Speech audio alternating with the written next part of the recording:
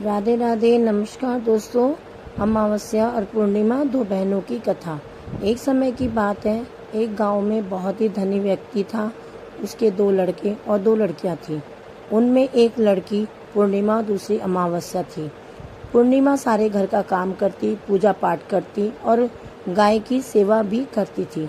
लेकिन अमावस्या ठीक उसके विपरीत थी। लेकिन फिर भी वह आदमी अपने दोनों बेटों और अमावस्या को ही प्यार करता था, लेकिन पूर्णिमा से नफरत।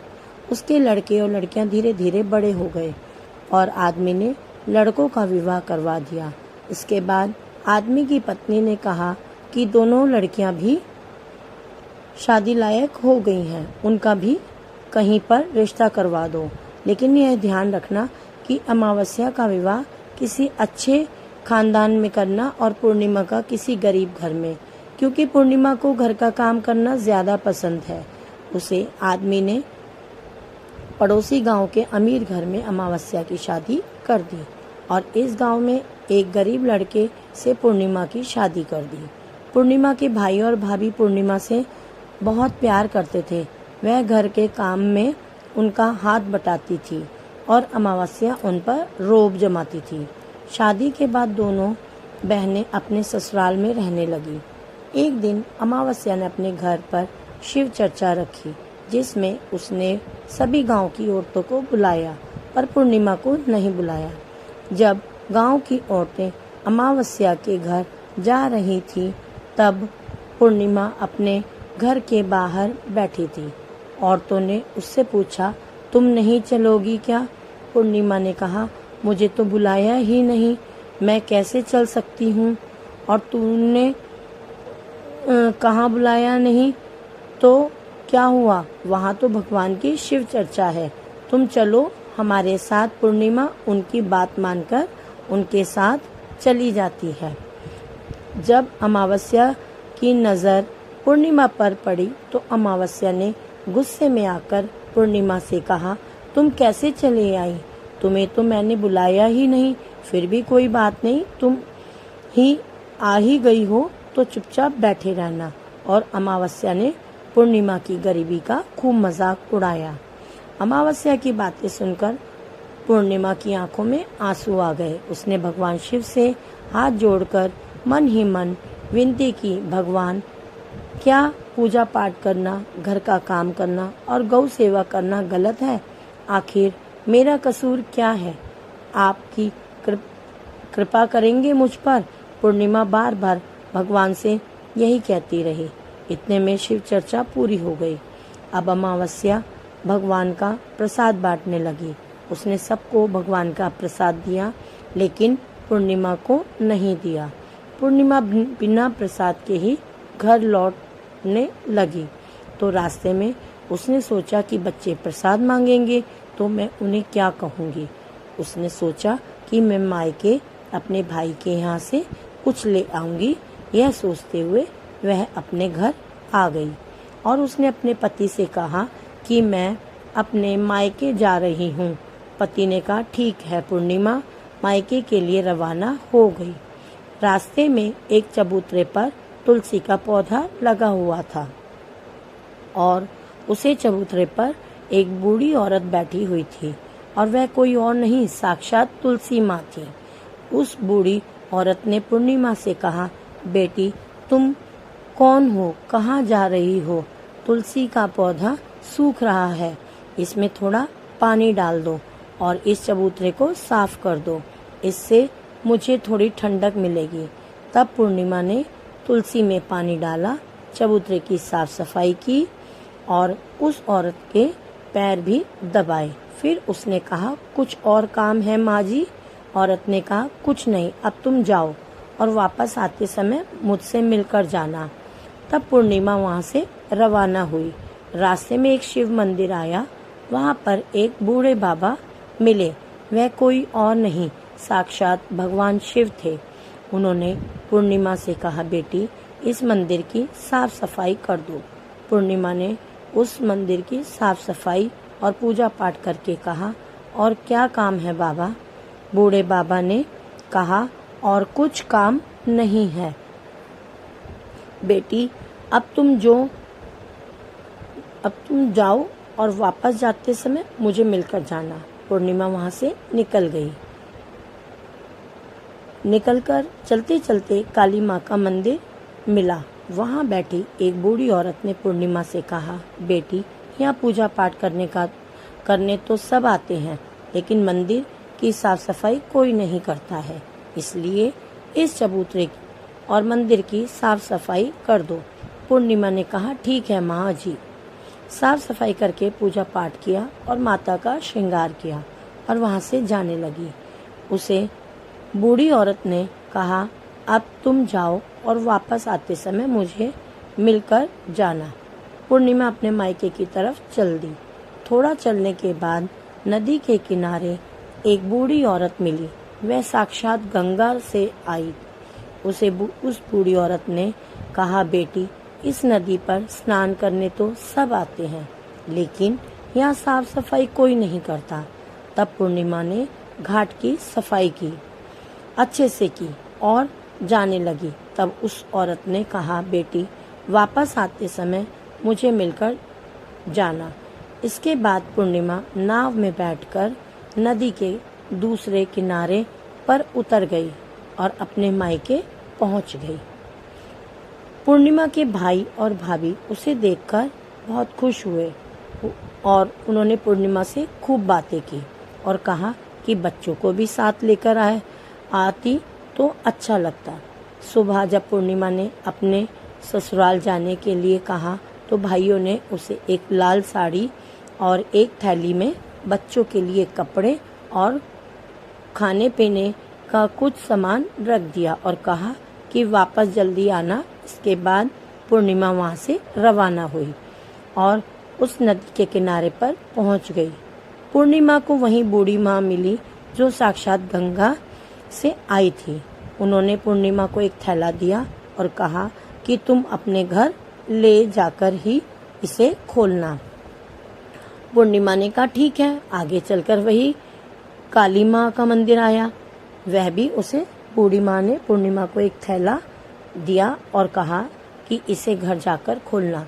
पूर्णिमा वहाँ से रवाना हुई और आगे चली तो भगवान शिव का मंदिर आया। वहाँ के बूढ़े बाबा ने भी उसे थैला दिया और कहा, अपने घर ले जाकर खोलना।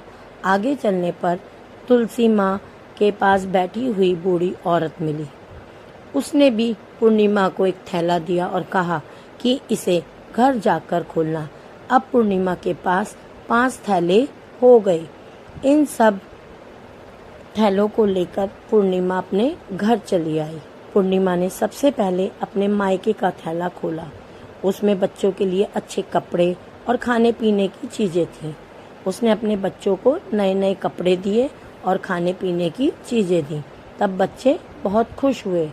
अब पूर्णिमा ने दूसरा थैला खोला जो उसे गंगा मैया ने दिया था।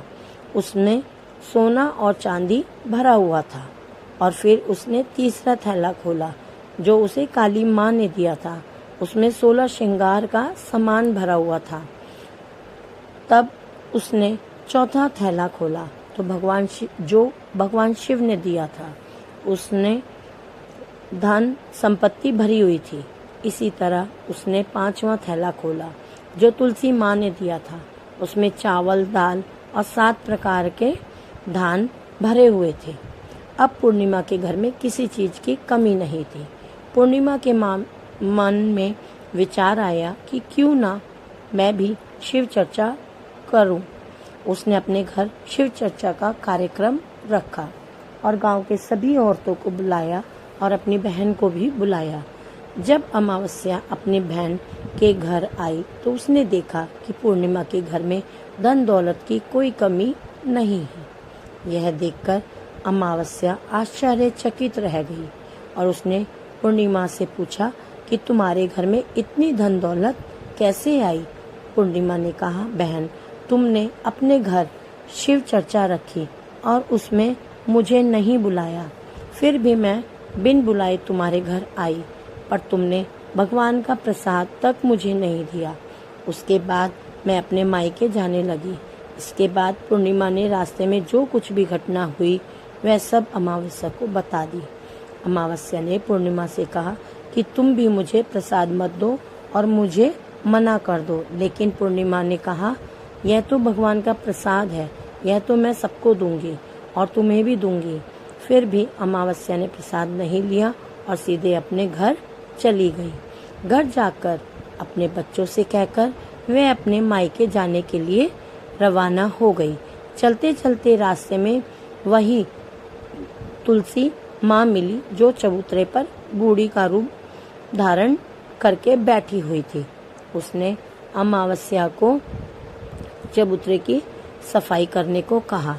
इस पर अमावस्या ने कहा, बुढ़िया दिखाई नहीं देता, नई साड़ी पहन रखी है, यह गंदी हो जाएगी। आगे जाकर भगवान शिव, काली माँ और गंगा मैया मिली। उनको भी उसने ऐसा ही कह दिया और उसके बाद आगे चली गई।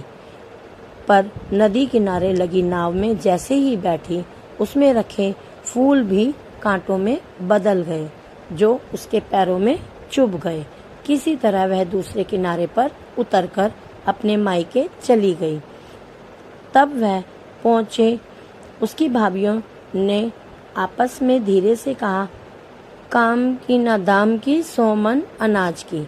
पता नहीं आज यह कहाँ से आ गई, तबाही गई है तो ठीक है। उन्होंने खाना बनाया और खाना खाकर सभी सो गए। अमावस्या सुबह उठी और अपने भाइयों से कहा कि मैं अपने ससुराल जा रही हूँ। उन्होंने कहा, ठीक है। जो अमावस्या बोली, पूर्णिमा को तो तुमने बहुत कुछ दिया और मुझे कुछ नहीं दोगे क्या? भाइयों ने कहा, तुम घर जाओ, सब तुम्हारे घर पहुंच जाएगा। तब अमावस्या वहां से रवाना हुई। नदी के किनारे गंगा मैया का रूप धारण करके बूढ़ी औरत बैठी हुई थी। अमावस्या बोली, आपने पूर्णिमा को तो बहुत कुछ दिया था और मुझे कुछ नहीं दोगी क्या? औरत ने कहा, तुम अपने घर जाओ, तुम्हारे घर पहुंच जाएगा। इसके बाद काली माँ, भगवान शिव और तुलसी माँ ने भी उससे यही कहा। अब अमावस्या अपने घर पहुंची तो आंगन में 5 थैली रखी हुई थी। उसने अपने मन में सोचा कि आज तो मैं निहाल हो गई। उसने जल्दी जल्दी से सभी थैलों को खोला तो किसी में मिट्टी, तो किसी में पत्थर, तो किसी में कंकड़, कोयला था। ये सब देखकर उसने अपना सर पकड़कर रोने लगी। हे भगवान, मुझे मायके में भी कुछ नहीं मिला, इन थैलों में भी कुछ नहीं मिला। तब अमावस्या दौड़ती हुई अपनी बहन पूर्णिमा के घर जाती है और पूर्णिमा से कहा, तुझे तो इतना सब कुछ मिला और मुझे कुछ नहीं मिला। तब पूर्णिमा ने कहा कि मैं जब अपने मायके जाती हूँ तो अपनी भाभीयों के साथ मिलकर काम करती हूँ। तुमने कभी उनकी इज्जत नहीं की, इसलिए तुम्हें वह क्या देती। इसके बाद तुमने गंगा माँ, काली माँ, भगवान शिव और तुलसी माँ को ठुकरा दिया, इसलिए उन्होंने भी तुझे कुछ नहीं दिया। अमावस्या बोली, बहन मुझे माफ कर दो, मैंने हमेशा तुम पर अत्याचार किया, इसलिए मुझे कुछ नहीं मिला। कोई बात नहीं, मैं भगवान की भक्ति करके सब प्राप्त कर लूंगी। मुझे भी इसका रहस्य बताओ। फिर पूर्णिमा ने कहा, तुम 3 सूत्र का ज्ञान ले लो। पहले सूत्र में दया मांगना और दूसरे सूत्र में चर्चा करना और तीसरे सूत्र में 108 बार ओम नमः शिवाय का जाप करना। भगवान ने ज्योति सूत्र दिए हैं, इनको अपने हृदय में बसा लेना। मेरे पास कुछ भी नहीं था, पर मैंने सच्चे मन से भगवान की पूजा की, इसलिए भगवान ने मुझे सब कुछ दिया और तुम्हारे पास जो भी था वह भी खत्म हो गया। इसके बाद अमावस्या अपने घर गई और भगवान जी की पूजा पाठ करने लगी। मेरे पास कुछ भी भगवान शिव से माफी मांगी भगवान और गौ सेवा करने लगी, इसलिए भगवान ने मुझे सब दूसरों की मदद भी करने लगी। दोस्तों, कहानी अच्छी लगी अमावस्या तो लाइक और सब्सक्राइब अवश्य पाठ करने लगी।